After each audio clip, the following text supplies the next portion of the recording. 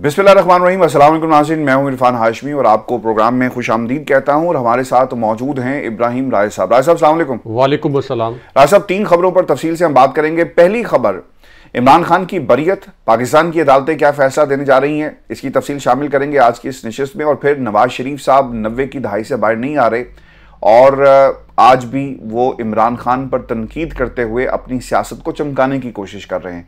क्या उनकी सियासत चमक पाएगी? और फिर शहबाज शरीफ साहब ने अदलिया में काली भेड़ें किसे कहा, इसकी तफसील भी शामिल करेंगे आज की इस नशिस्त के अंदर। लेकिन राय साहब, प्रोग्राम के शुरू में ये खबर हम अपने सुनने वालों को दे दें कि बहरिया टाउन के मरकजी दफ्तर पर छापा मारा गया। उससे पहले 3 गवाहियों का जिक्र किया गया। वादा माफ गवाह खुदा के लिए बन जाओ, इमरान खान के खिलाफ खड़े हो जाओ।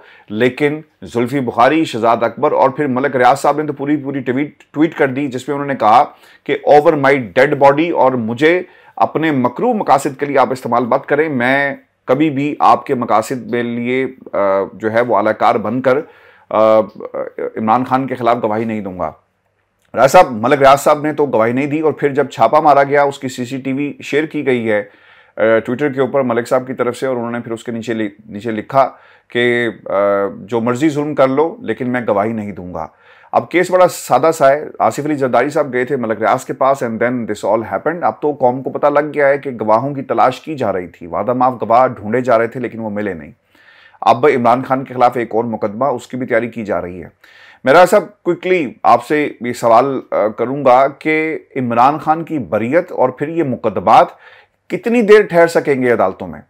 कितनी देर इसी तरह हम देखते रहेंगे कि इमरान खान के खिलाफ मजीद मुकदमात बनेंगे? ये खेल कब तक चलेगा? चूंकि अगर तमाम मुकदमात में फैसले हो भी गए और ये जो नया मुकदमा इमरान खान के खिलाफ तैयार किया गया है, इसमें आपको क्या लगता है कि इसे कितनी देर खींच सकेंगे? क्योंकि FIR, रिमांड और उसके बाद फिर रिमांड के आपके खिलाफ अदालत में केस चलेगा, सजा होगी और फिर आपको जेल के अंदर रखा जाएगा और फिर अपील का जो है प्रोसेस आएगा। और फिर ऐसा इसमें एक चीज़ ये भी शामिल कर दें कि जजेस, रिटायर्ड जजेस की जो तैनाती वाला मामला है, ये भी बड़ा ट्रिकी हो गया है, क्योंकि ऐसे वक्त में जब लाहौर हाई कोर्ट ने जजेस के इलेक्शन ट्राइब्यूनल्स के नाम दिए, 1 महीना 20 दिन गुजर गए, लेकिन उनका नोटिफिकेशन इलेक्शन कमीशन की तरफ से जारी नहीं किया जाता और उल्टा रिटायर्ड जजेस के नाम ऑर्डिनेंस के जरिए इसकी तौसीक की गई है। देखिए हाशमी साहब, आपके सवाल के जवाब में जो 2 ब्रेकिंग न्यूज़ छुपी हुई हैं, ये दोनों ब्रेकिंग न्यूज़ अपने व्यूअर्स के साथ शेयर करते हैं।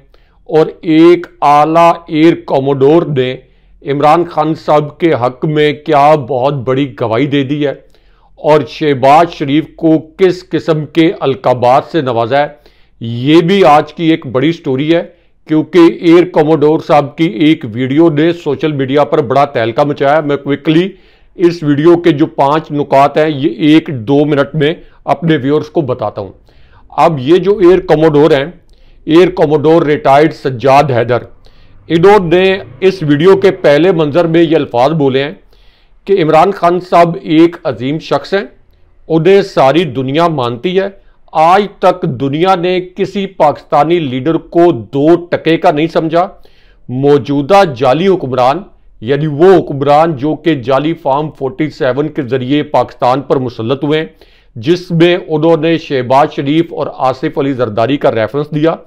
उन्होंने कहा कि आज तक किसी भी पाकिस्तानी लीडर को दुनिया के किसी हुक्मरान ने 2 टके का नहीं समझा, लेकिन मौजूदा जाली हुक्मरानों को दुनिया 1 टके का भी नहीं समझती। उसके बाद एयर कमोडोर साहब ये कहते हैं कि इस वक्त मुहिब्बे वतनों को गद्दार कहा जा रहा है। उसके बाद वो 2 जर्नैलों का जिक्र भी करते हैं। वो कहते हैं कि इमरान खान साहब और PTI के साथ बदतरीन जुल्म किया गया है। PTI के साथ जिस तरीके से इलेक्शन से पहले सलूक किया गया और PTI का जो मैंडेट लूटा गया, इतना जुल्म तो फिरौन और हिटलर भी नहीं करता जितना जुल्म तहरीक इंसाफ पर मौजूदा दौर में किया गया है। ये एयर कमोडोर साहब के अल्फाज हैं। उसके बाद यही जो एयर कमोडोर हैं, वो ये कहते हैं, इनसे एक सवाल किया जाता है इसहाक डार के मुतल्लिक के। इसहाक डार पाकिस्तान के वजीर खारजा हैं। तो इस पर ये एयर कमोडोर कहते हैं कि इमरान खान साहब ने तो किसी किस्म की कोई गलती नहीं की, लेकिन इसहाक डार पाकिस्तान पर अल्लाह का अजाब है। इसहाक डार का वजीर खारजा बनना पाकिस्तान के लिए एक बहुत बड़ी सजा है और पाकिस्तानियों पर एक अजाब बनकर मुसल्लत किया गया है, इनको एक अजाब बनाकर मुसल्लत किया गया है।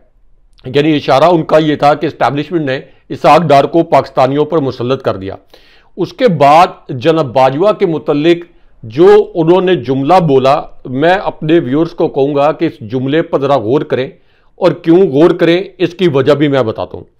क्योंकि air commodore retired Sajjad Haider ये कहते हैं कि इस वक्त बाजवा कहाँ पे, यानी बाजवा का लफ्ज़ उन्होंने जब इस्तेमाल किया तो बाजवा के पीछे उन्होंने जनरल का लफ्ज़ इस्तेमाल नहीं किया।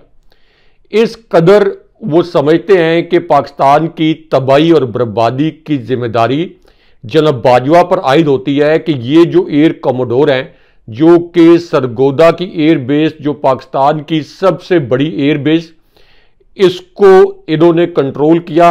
70% पाकिस्तान की जो एयर फोर्स है ये इनके नीचे काम कर रही थी। ये 70% एयर फोर्स को लीड कर रहे थे।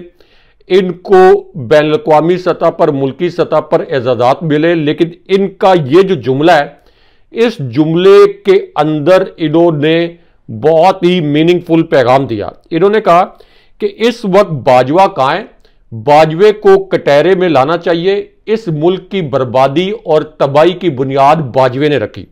उसके बाद वो ये कहते हैं कि साइफर केस एमको वाला केस है, इस वक्त 1971 वाली सूरत हाल है। पाकिस्तान 1971 में फौजी क़यादत की गलत पॉलिसियों की वजह से टूटा, आज भी 1971 वाली सूरत हाल है। और 1971 में जिस तरीके से मिलिट्री एस्टैब्लिशमेंट ने पॉलिसीज बनाई थी, उसी तरह की पॉलिसीज आज भी बनाई गई हैं।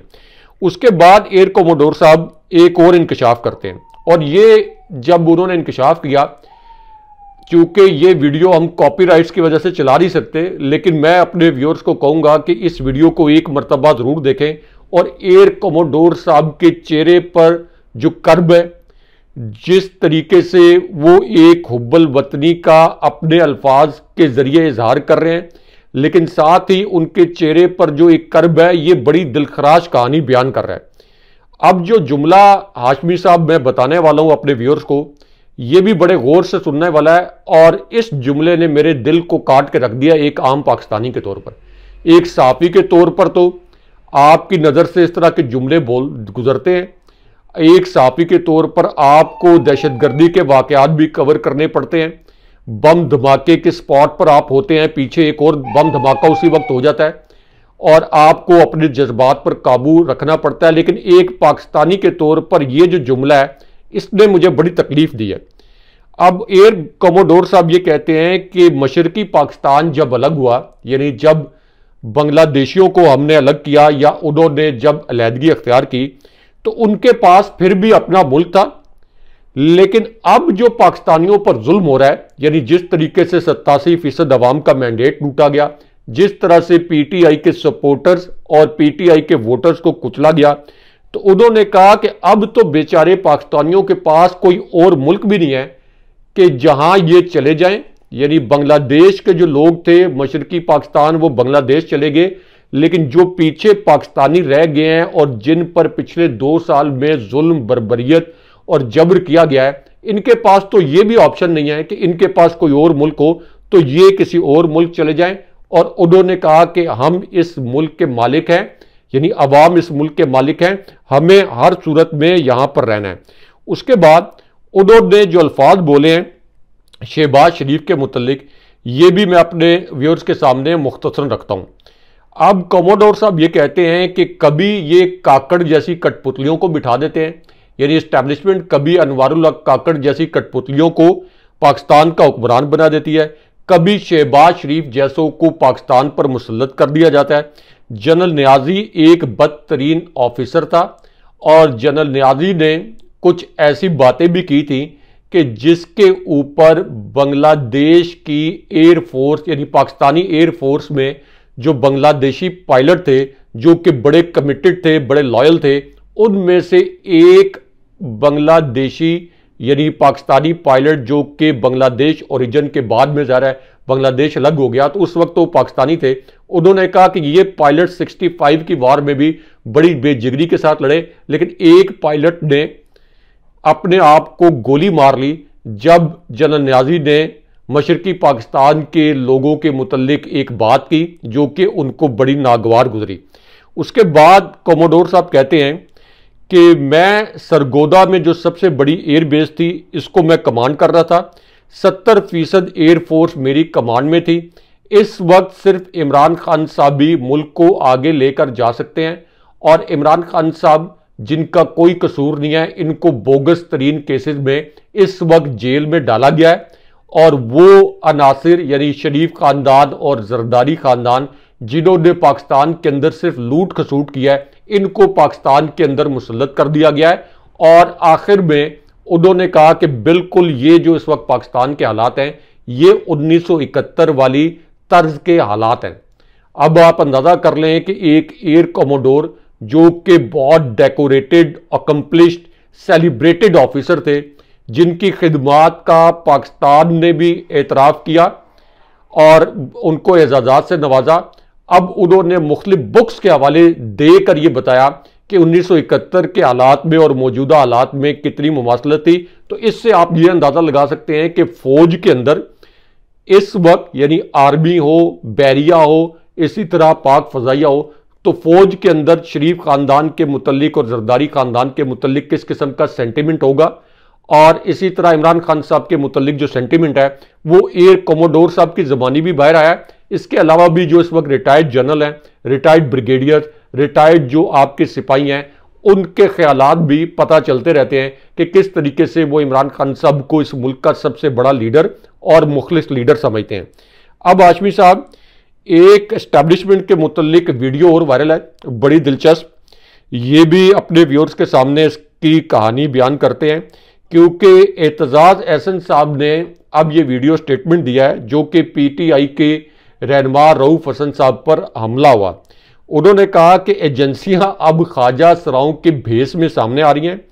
एक साहब चादर लेकर ख्वाजा सराब बना हुआ था, मतलब ये एजेंसियां अब इस कौम को किस हद तक लेकर जाएंगी। उसके बाद हामिद मीर साहब की भी एक ट्वीट जो है वो एस्टैब्लिशमेंट के मुतल्लिक और नून लीग के मुतल्लिक वायरल है और इसमें हामिद मीर साहब ये कहते हैं कि नून लीग को जब भी पावर मिलती है ये जजेस और मीडिया के गिरबान पर हाथ डालते हैं। हम भूल जाते हैं, लेकिन नून लीग का कोई भी रहनुमा मेरे साथ लाइव प्रोग्राम कर ले, ये जो आज कर रहे हैं मैं साबित करूंगा कि 1990 से ये यही कुछ कर रहे हैं, यानी मीडिया और जजेस के गिरबानों पर हाथ डालते हैं। और सबको पता है कि जस्टिस कयूम को जो शहबाज शरीफ ने कॉल की थी जो लीक हुई, जिसमें उन्होंने ये कहा कि मेरे बड़े भाई नवाज शरीफ ये कह रहे हैं कि फलां को उम्र कैद दे दो, फलां को इतनी सजा दे दो, और जस्टिस कयूम जो है ये जो डायरेक्टिव्स थे नवाज शरीफ के ये नोट कर रहे हैं। अब यहां पर हाशमी साहब आईएसआई के जो सेक्टर कमांडर हैं जिनको तलब किया गया था इस्लामाबाद हाई कोर्ट के जस्टिस मोहसिन अख्तर कियानी की जानिब से और मिलिट्री इंटेलिजेंस के जो सेक्टर कमांडर हैं, यानी ये दोनों जो ब्रिगेडियर लेवल के ऑफिसर हैं जिनको तलब किया गया था, इनके मुतल्लिक भी एक खबर है और अहम खबर है क्योंकि अब जस्टिस मोहसिन अख्तर कियानी को आईएसआई और मिलिट्री इंटेलिजेंस के सेक्टर कमांडर्स को बुलाने पर एक तरह से धमकाया गया है क्योंकि जीएचक्यू के जो नुमाइंदे समझे जाने वाले फैसल वाउडा हैं, इन्होंने ये ट्वीट किया है कि तारीख की तारीखी हकीकत ये बताती है कि तारीख पे ना पहले कोई आया ना अब कोई आएगा और आगे भी तारीख पर तारीख डलती रहेगी लेकिन कोई नहीं आएगा। यानी ये इस वक्त जस्टिस मोहसिन अख्तर कियानी को धमकियां दे रहे हैं कि आप बेशक सेक्टर कमांडर्स को बुलाने का हुक्म जारी करते रहें, आपकी कोई इस पाकिस्तान के निज़ाम में, इस फ्रॉड और शर्मनाक रियासत में आप एक आला जज तो हैं लेकिन आपकी कोई हैसियत नहीं है और तारीख पर तारीख आप देते रहेंगे, लेकिन आईएसआई और मिलिट्री इंटेलिजेंस के जो सेक्टर कमांडर्स हैं ये अदालत में पेश नहीं होंगे। नवाज शरीफ के मुतल्लिक एक दिलचस्प हाशमी साहब फिगर और एक दिलचस्प वीडियो भी वायरल हुई है। ये नवाज शरीफ ने जो 28 मई को तकरीर की है, एक तो 28 मई को जो अखबारात में इश्तिहार आए हैं, आपने, हमारे व्यूअर्स ने और मैंने जब देखे हैं ये इश्तिहारात, हम सबको बड़ी शर्मिंदगी हुई होगी कि ये सरकारी अखराजात से ये इश्तिहारात लगाए गए और एटमी जो पाकिस्तान ने तजर्बात किए 1998 में, इसका क्रेडिट जो है ये नवाज शरीफ को दिया गया। और जो पाकिस्तान के एटमी प्रोग्राम के बानी थे डॉक्टर अब्दुल कदीर खान, उनकी कहीं पर तस्वीर नहीं है, उनको कोई क्रेडिट नहीं दिया गया। सरकारी खर्च से नवाज शरीफ, जो कि इंटरनेशनल लेवल पर एक तस्लीम शुदा एक मनी लॉन्ड्रर हैं, जो कि अदालती फैसलों के नतीजे में मफरूर और इश्तिहारी हैं, उनके जहाजी साइज के इश्तारात लगा दिए गए। तो इस पूरी सूरत हाल में ये जो नवाज शरीफ ने तकरीर किया है, इसको पीटीवी ने लाइव नशर किया। और पीटीवी पर जो फिगर मैंने देखा कि 88 लोगों ने देखी ये तकरीर, कुल मिलाकर 88 लोगों ने, 88। और इसमें भी पीटीआई के जो नून लीग के सोशल मीडिया के कारकुन हैं, ये वो शामिल थे। तो कुल मिलाकर 88 लोग नवाज शरीफ की तकरीर में दिलचस्पी रखते थे 25 करोड़ लोगों के मुल्क में। इससे आप अंदाजा लगा लें कि नवाज शरीफ की सियासी हैसियत क्या रह गई है। इस वजह से मैं चैलेंज करके कहता हूं, आप लिख कर रख लें कि नवाज शरीफ अगर यूनियन काउंसिल का इलेक्शन लड़े, सिर्फ यूनियन काउंसिल का इलेक्शन लड़े और तहरीक इंसाफ का कोई अननोन उम्मीदवार, तहरीक इंसाफ का कोई अननोन सा उम्मीदवार नवाज शरीफ के खिलाफ खड़ा हो जाए, तो नवाज शरीफ यूनियन काउंसिल का इलेक्शन भी पीटीआई के किसी उम्मीदवार के सामने नहीं जीत सकते। और ये खुद को चौथी मरतबा वज़ीर-ए-आज़म बनवाने के ख्वाब देख रहे हैं और एस्टैब्लिशमेंट को धमका रहे हैं। यहां पे हाशमी साहब जस्टिस फाइज ईसा के मुतल्लिक भी एक दिलचस्प वीडियो वायरल हुई है, क्योंकि इस वीडियो में फाइज ईसा साहब से सवाल ये किया गया है कि आपने पीटीआई के इंट्रा पार्टी इंतखाबात को कलअदम करार दिया और इस तरह के रिमार्क्स दिए कि ये कैसे हो सकता है कि बैरिस्टर गौर जो है वो चेयरमैन के ओहदे के लिए कागजात नामजदगी जमा कराएं और उनके मुकाबले में कोई और कागजात नामजदगी जमा ना कराए।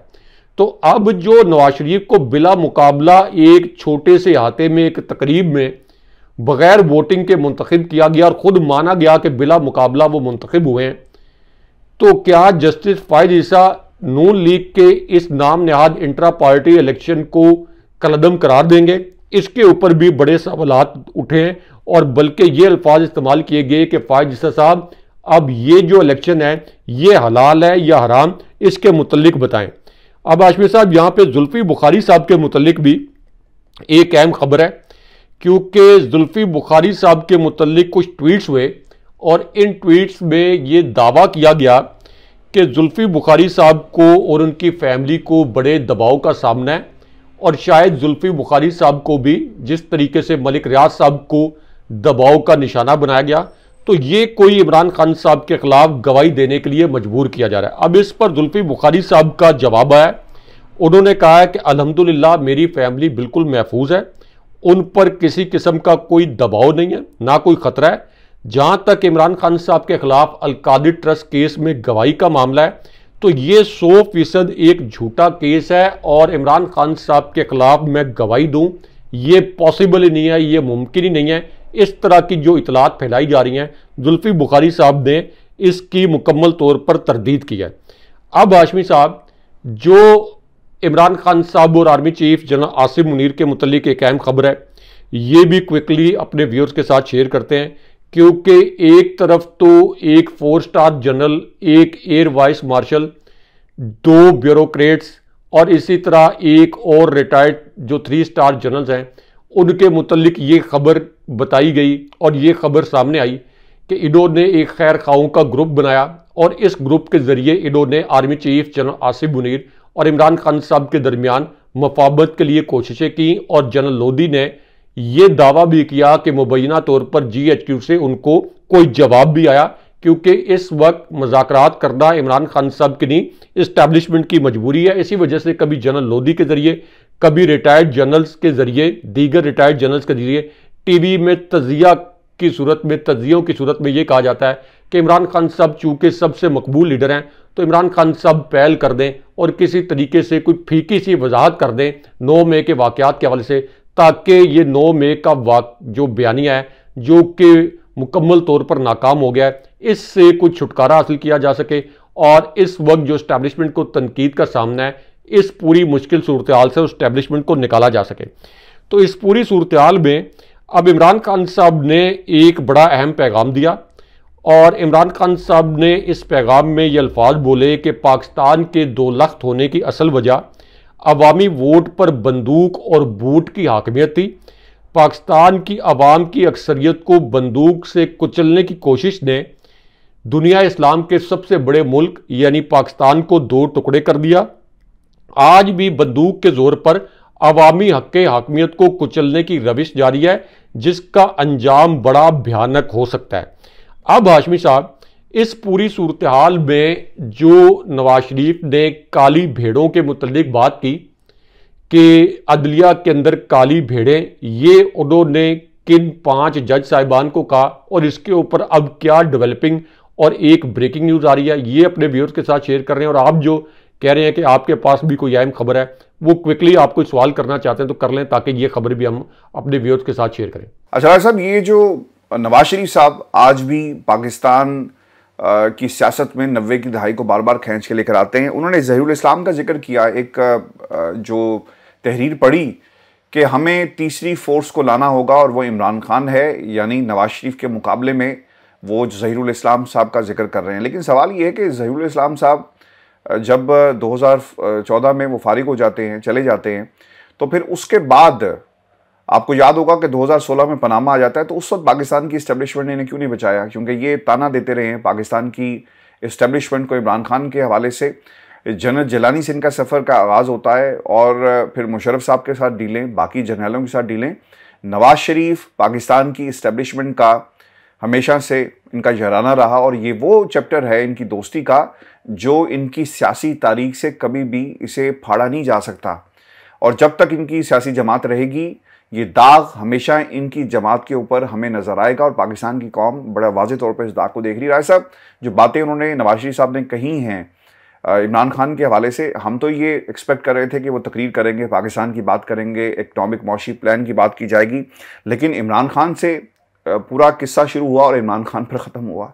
शहबाज शरीफ साहब ने भी इमरान खान से बात की और इमरान खान पर ख़त्म की। इमरान खान का इन्हें फोबिया हो गया है या इनके पल्ले अब कुछ नहीं है और ये चाहते हैं कि किसी तरह इस पूरे खेल को लपेटने के लिए अब आखिरी ये मार्का जो है ये बनाकर पाकिस्तान की अदालतों पर भी तनकीद करें और इमरान खान पर तो तनकीद हम कर ही रहे हैं। देखें हाशमी साहब, नवाज शरीफ की इस तकरीर और शहबाज शरीफ की इस तकरीर के अंदर भी एक ब्रेकिंग न्यूज़ छुपी है, क्योंकि शहबाज शरीफ ने जब ये अल्फाज इस्तेमाल किए कि इस वक्त अदलिया के अंदर ज़्यादातर जज साहिबान इस बात पर मुत्तफिक हैं कि मुल्क के अंदर खुशहाली आए, तो एक तो वो ये एतराफ़े जुर्म कर रहे हैं कि ज़्यादातर जज साहिबान को उन्होंने अपने साथ मिला लिया है कि हमारे खिलाफ कोई फैसला नहीं आना चाहिए और इमरान खान साहब के खिलाफ फैसला आना चाहिए। दूसरा, वो ये अल्फाज बोल रहे हैं कि इसके बावजूद चंद काली भेड़ें जज साहिबान में ऐसी हैं जो कि इमरान खान साहब को इंसाफ देने के ऊपर तुले हुए हैं और मशवरे किए जा रहे हैं कि इमरान खान साहब को जमानत कैसे दी जाए। इसका मतलब यह है कि इन्होंने जस्टिस अत्तर मिनल्ला को काली भेड़ का है, जस्टिस मंसूर अली शाह साहब जिन्होंने जाके आगे जस्टिस फाइज ईसा के बाद जिनकी रिटायरमेंट में 5 माह से भी कम अरसा रह गया है, उनके बाद चीफ जस्टिस बनना है। अगर फाइज ईसा साहब ने एक्सटेंशन कबूल ना कर ली, उनको भी काली भेड़ कहा गया है। Justice Mohsin Akhtar Kiyani Islamabad high court के 6 जजेस को भी शहबाज शरीफ काली भेड़ कह रहे हैं। पूरी पेशावर हाई कोर्ट के जज साहिबान जिन्होंने ये कहा कि ISI ने हमें सियासी फैसले अपनी मर्जी के मुताबिक करवाने के लिए हम पर दबाव डाला और बाद में ISI ने अफगानिस्तान के नंबरों से कॉल करके तालिबान का रूप धार कर हमें धमकाया, उनको भी यानी पूरी पेशावर हाई कोर्ट को ये काली भेड़े कह रहे हैं। उसके बाद जो लाहौर हाई कोर्ट के चीफ जस्टिस हैं जिन्होंने 6 जजेस इलेक्शन जो पटिशन्स हैं इनकी समाअत के लिए 6 जजेस को डेडिकेट किया, लेकिन इनका नोटिफिकेशन इलेक्शन कमीशन से जारी नहीं होने दिया गया ताकि एक नया नाम नहाद जाली सदारती ऑर्डिनेंस ला के रिटायर्ड जज साहिबान के जरिए ये इलेक्शन पटिशन सुनी जाएं और फॉर्म 47 जो कि पोल खुलने थे और PTI को उसकी 90 नशिस्तें वापस मिलनी थी, तो ये मैंडेट कहीं PTI को वापस न मिल जाए, इसलिए एक हंगामी जाली सदारती ऑर्डिनेंस भी लाया गया। तो इस पूरी सूरत हाल में ये शहबाज शरीफ का खुला हमला है सुप्रीम कोर्ट के ऊपर भी, जस्टिस फाइज ईसा की सुप्रीम कोर्ट पर, और पेशावर हाई कोर्ट भी जस्टिस फाइज ईसा की है, क्योंकि वो खुद कहते हैं कि जो चीफ जस्टिस ऑफ पाकिस्तान होता है वो तमाम अदालती निज़ाम का वालिद होता है, वो तमाम अदालती निज़ाम का सरबराह होता है। तो जस्टिस फायज ईसा की पेशावर हाई कोर्ट पर भी हमला है, इस्लामाबाद हाई कोर्ट पर भी हमला है, लाहौर हाई कोर्ट पर भी हमला है और सिंध हाई कोर्ट ने भी इसी किस्म की तजावीज़ जो हैं ये जस्टिस फायज ईसा को भिजवाई थी कि अदालती मामलात में ये जो मुदाखलत है ये एक ओपन सीक्रेट है। तो इसके ऊपर तो जस्टिस फायज ईसा जो बार बार ये गर्दान लाते हैं कि मेरे दौर में कोई मुदाखलत जो है ये नहीं हुई, कि इससे बड़ी मुदाखलत क्या होगी कि एक जाली तरीके से मुसल्लत करदा जो प्राइम मिनिस्टर है वो सुप्रीम कोर्ट और हाई कोर्ट्स के जजेस को कह रहा है कि ये काली भेड़ें हैं।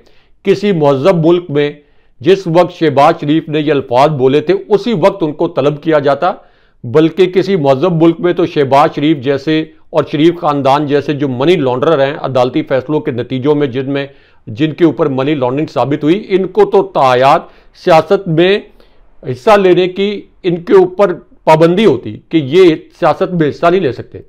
और अगर ये इस किस्म के रिमार्क्स जज साहिबान के मुतल्लिक देते तो अब तक ये नायल हो चुके होते। लेकिन यहाँ पर चूंकि ये सिसिलियन माफिया है, सुप्रीम कोर्ट ने बिल्कुल ठीक कहा था, तो जस्टिस फायज ईसा जो पहले इनकी बी टीम और इस्टेब्लिशमेंट के बल्लेबाज बने हुए हैं वो आप देखेंगे कि किसी किस्म का नोटिस नहीं लेंगे और शहबाज शरीफ को बिल्कुल भी इसके ऊपर कोई तलबी नहीं की जाएगी। आखिरी पॉइंट जो नवाज शरीफ ने तकरीर की कि हम 9 मई वाले नहीं हैं, हम 28 मई वाले हैं। हाशमी साहब प्रोग्राम का वक्त कम है, लेकिन मैं कम से कम नवाज शरीफ के 30 क्लिप्स ऐसे निकाल के अपने व्यूअर्स को दिखा सकता हूं जिसमें नवाज शरीफ ने यह कहा कि पाक फौज ने कारगिल का एडवेंचर किया और मैं कारगिल के तमाम राज खोल दूंगा। हालांकि बतौर प्राइम मिनिस्टर ये उनके हलफ का हिस्सा होता है कि इस तरह के जो नेशनल सीक्रेट्स हैं इसके ऊपर बात नहीं करेंगे, लेकिन जब वो अपने ओहदे से माजूल हुए तो उन्होंने फौज को लाइव जलसों में धमकियां दी कि मैं तुम्हारे राज खोल दूंगा क्योंकि कारगिल का एडवेंचर भारत के खिलाफ तुमने किया। उसके बाद उन्होंने यही जो नवाज शरीफ हैं इन्होंने सिटिंग आर्मी चीफ और सिटिंग DGISI यानी जनरल बाजवा और जनरल फैज हमीद को उस वक्त इन्होंने कहा कि तुम लोग वतन फरोश हो, तुम गद्दार हो और तुम पर हम आर्टिकल 6 का मुकदमा चलाएंगे। यह भी उनका क्लिप है। मरियम नवाज का क्लिप मौजूद है जिसमें उन्होंने कहा कि आज़ाद कश्मीर में पाक फौज के खिलाफ बगावत हो गई है। जिस वक्त इमरान खान साहब ने आज़ाद कश्मीर में नून लीग को इबरतनाक शिकस्त दी तो चले आर्मी चीफ और DGISI तो एक तरफ, पाक फौज जो कि भारत के साथ हॉस्टाइल बॉर्डर पर, अफगानिस्तान के हॉस्टाइल बॉर्डर पर हमारे जवान और अफसरान शहीद हो रहे हैं, तो इनको एक तरफ रख के मरियम नवाज ने कहा कि फौज के खिलाफ बगावत हो गई है। ख्वाजा आसिफ ने ये अल्फाज बोले कि पाकिस्तान की जो फौज है ये तमाम जंगें हारी फिर भी डटाई के साथ ये दिफाई बजट मांगते हैं और पाकिस्तानी कौम की हड्डियां निचोड़ के खा गए। पार्लियामेंट के फ्लोर पे खड़े होकर उन्होंने ये बात की। परवेज रशीद ने यह कहा कि ये जर्नैल मुल्क को तबाह बर्बाद और खंडर बना देते हैं और नवाज शरीफ आके ठीक करता है। तो हाशमी साहब ये पहचाने कि असल में 9 मई वाले कौन है। इन्होंने तो पाकिस्तान के अंदर कई 9 मई किए हैं। ये जब भी इक़्तिदार से बाहर होते हैं ये फौज के खिलाफ एक 9 मई करते हैं, 9 मई करते हैं। इमरान खान साहब और तहरीक इंसाफ पर तो सिर्फ इल्ज़ाम है, इनके खिलाफ तो शवाहिद मौजूद हैं। और बतौर साफ़ी मैंने आर्मी चीफ्स की, साबिक आर्मी चीफ्स की वो ब्रीफिंग्स अटेंड कर रखी हैं। मेरे साथ जो एंकर्स हैं मारूफ उन्होंने भी और ब्यूरो चीफ ने वो ब्रीफिंग्स अटेंड कर रखी हैं जिसमें यह कहा गया कि पाकिस्तान की फौज के खिलाफ बदतरीन जो साजिश थी वो डॉन लीग्स थी जो कि मरियम नवाज, परवेज रशीद और तारिक फातमी ने नवाज शरीफ के इमा पर की थी। और इन्हीं ब्रीफिंग्स में यह भी बताया गया कि शरीफ खानदान जो है ये पाक फौज के लिए और रियासत पाकिस्तान के लिए सिक्योरिटी रिस्क है। तो ये शरीफ खानदान जो है ये इमरान खान साहब पर और ये नवाज शरीफ जो है वो तंज कर रहे हैं इमरान खान साहब पर कि हम 9 मई वाले नहीं 28 मई वाले हैं। आपने पूरी तकरीर में बजाय इसके कि ये एटमी धमाके को इमरान खान साहब के खिलाफ तो नहीं किए गए थे, आपने भारत के मुतल्लिक एक लफ्ज नहीं बोला कि पाकिस्तान को ये धमाके क्यों करने पड़े।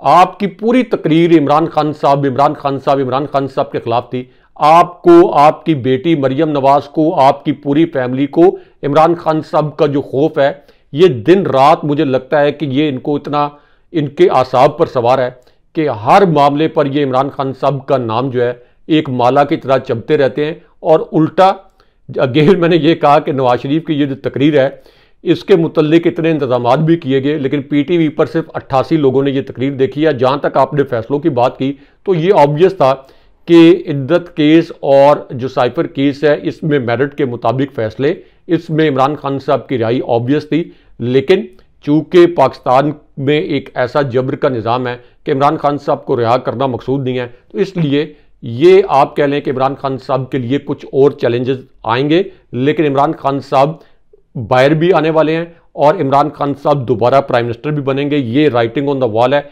ये हमारे व्यूअर और आपके पास पेपर है तो लिख के रख लें।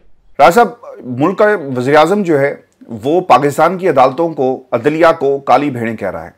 रिलीफ अगर इमरान खान को मिलेगा या फिर जो मेरिट पे फैसले हो तो आप अदालतों पर हमला करें, पाकिस्तान की अदालतें क्या इसके ऊपर कोई नोटिस लेंगी?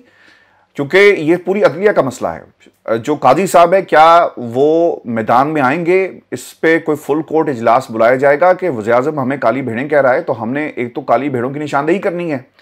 और ये काली भेड़ें हैं कौन सी?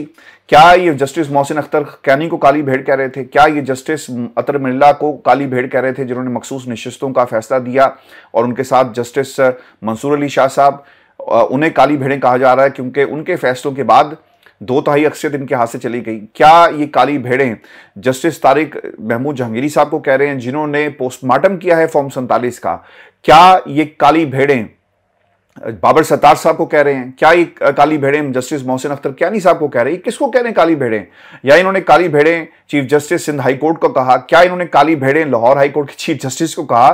क्योंकि राय साहब ऑर्डिनेंस आ गया है, अब रिटायर्ड जजेस जो इनके नजदीक, चूंकि उनके बाल सफेद हो गए हैं और इसलिए वो उन्हें सफेद भेड़ें नजर आ रही हैं, तो ये काली भेड़ें, सफेद भेड़ें और नीली भेड़ें, पीली भेड़ें, राय साहब ये भेड़ों से आगे बात तक मुझे तो लगता है चली गई है और सुप्रीम कोर्ट पाकिस्तान को जाग कर इसके ऊपर कोई ना कोई एक्शन लेना चाहिए।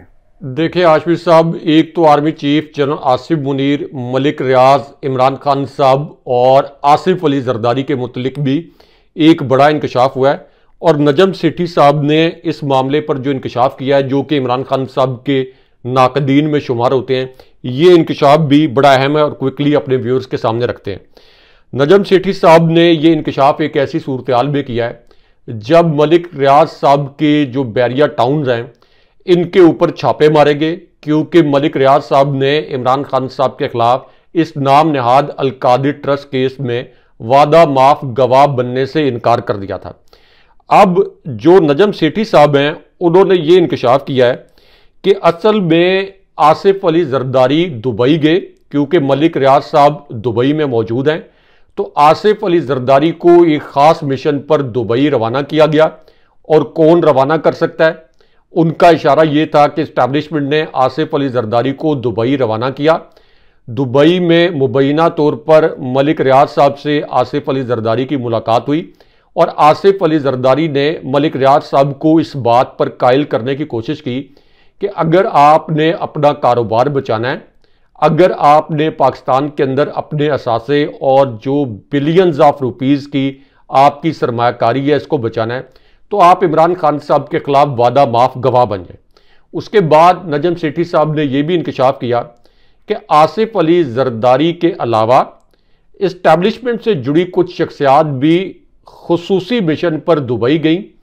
इन्होंने भी मलिक रियाज साहब से मुलाकात की और मलिक रियाज साहब को इस बात पर कन्विंस करने की कोशिश की कि आप अलकादिर ट्रस्ट केस में इमरान खान साहब के खिलाफ गवाह बन जाएं, और अगर आप इमरान खान साहब के खिलाफ गवाह बन जाएंगे तो आपके ये जो बैरिया टाउन्स के खिलाफ 1 साल से पिछले ऑपरेशन जारी है, ये ऑपरेशन रुक जाएगा।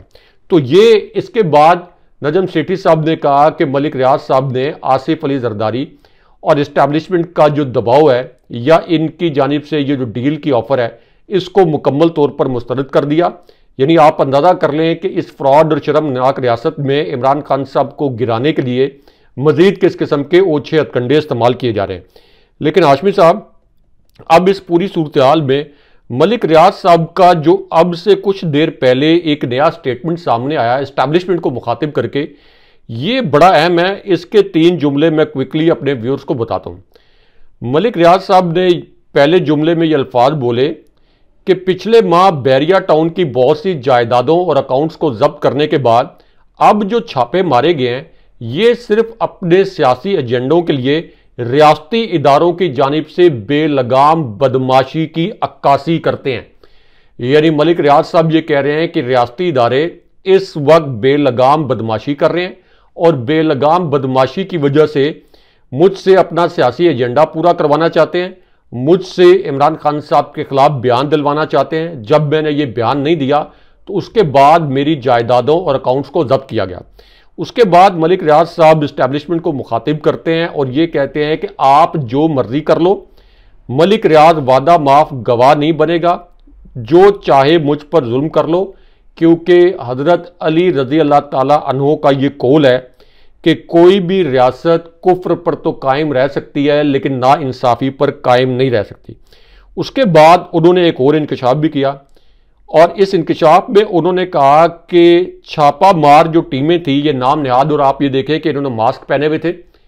हाशमी साहब, अगर अलकादिर ट्रस्ट केस का क्या कोई रिकॉर्ड या कोई शवाहिद, अगर मलिक रियाज साहब इसमें गिल्टी होते या इमरान खान साहब के खिलाफ कोई शवाहिद मौजूद होते, तो क्या मलिक रियाज साहब जिनका इतना बड़ा प्रोफाइल है, इतने अरसे से वो प्रॉपर्टी के टाइकून हैं, इतने उनके वकला हैं, तो क्या उन्होंने ये खुफिया रिकॉर्ड बैरिया टाउन्स के ऑफिस में जहां पे आम पब्लिक रोजाना जाती है, क्या ये पूरा रिकॉर्ड वहां पे रखा होगा? यानी ये किसको बेवकूफ बना रहे हैं कि बैरिया टाउन्स के ऑफिस में छापा मार के अलकादिर ट्रस्ट केस के मुतल्लिक कोई शवाहिद इकट्ठे करने थे। कोई अलकादिर ट्रस्ट केस के मुतल्लिक ना शवाहिद वहां थे, ना कोई शवाहिद एग्जिस्ट करते हैं। और ये क्या छापा मारने वालों को नहीं पता कि इस तरह के अगर कोई शवाहिद होते तो मलिक रियाज साहब ने अपने आम पब्लिक जो ऑफिस हैं वहां पर रखे होते। लेकिन चूंकि मलिक रियाज साहब को एक सख्त पैगाम देना मकसूद था, इसलिए मास्क पहनकर नैब के ये एहलकार आए हैं। यहां पर उन्होंने मलिक रियाज साहब ने बताया कि 5000 से जायद अहम प्रोजेक्ट्स की फाइलें चोरी की हैं इन्होंने, दफ्तरी रिकॉर्ड उठाया, 23 कंप्यूटर उठाए हैं, 9 गाड़ियां अपने साथ ले गए हैं और बैरिया टाउन के हमले के 9 अरकान को भी लापता कर दिया। उसके बाद मलिक रियाज साहब ने इस नए पैगाम में यह कहा कि ये तशद्दुद, धौंस और धमकियां सिर्फ मुझे नुकसान नहीं पहुंचा रहे, पाकिस्तान में सरमायाकारी के ओवरऑल एनवायरनमेंट को मुतासिर कर रहे हैं। आप मेरा कारोबार तबाह नहीं कर रहे, आपके इकदामात मुल्क की माशी तरक्की को रोक रहे हैं। अगर इन गैर कानूनी इकदामात के पीछे असल एजेंडा यही है कि पाकिस्तान को तबाह करना है, तो पाकिस्तानी अवाम देखें कि ये असल में क्या है और कौन कर रहा है। ये बड़ा मीनिंगफुल जुमला है कि अगर पाकिस्तान को तबाह करना ही एजेंडा है तो ये सब कुछ कौन कर रहा है। ये इस वक्त देखें, आप अंदाजा करें कि मलिक रियाज साहब जैसी शख्सियत, कोई भी पाकिस्तान के अंदर कारोबारी शख्सियत जो है वो इस्टेब्लिशमेंट की मखासमत को बर्दाश्त नहीं कर सकती, क्योंकि उसकी अरबों खरबों रुपए की सरमायाकारी पाकिस्तान में जहां इस्टेब्लिशमेंट का राज है हमेशा 75 साल से, तो वो उसकी सरमायाकारी डूब जाती है। लेकिन मलिक रियाज साहब जो एक बहुत बड़े प्रॉपर्टी टाइकून हैं, वो भी इस वक्त डट गए हैं और वो ये कह रहे हैं कि मैं इमरान खान साहब के खिलाफ झूठी गवाही दे के अपनी आखिरत जो है वो खराब नहीं करूंगा। उन्होंने कहा कि मुझे अपनी जिंदगी खत्म करनी पड़ी तो मैंने एक वीडियो स्टेटमेंट रिकॉर्ड करवा दिया है और उसमें मैंने बता दिया है कि मुझ पर कहां कहां से दबाव आ रहा है। तो इसका मतलब यह है कि अलकादिर ट्रस्ट केस में इमरान खान साहब के खिलाफ चूंकि कोई एविडेंस नहीं है, आखिरी इनकी उम्मीद ये थी कि मलिक रियाज साहब को गवाह बनाया जाए, लेकिन मलिक रियाज साहब ने भी गवाह बनने से इनकार कर दिया है। तो अब और इमरान खान साहब की जो बेगुनाही है, इसका क्या सबूत जो है वो सामने आएगा।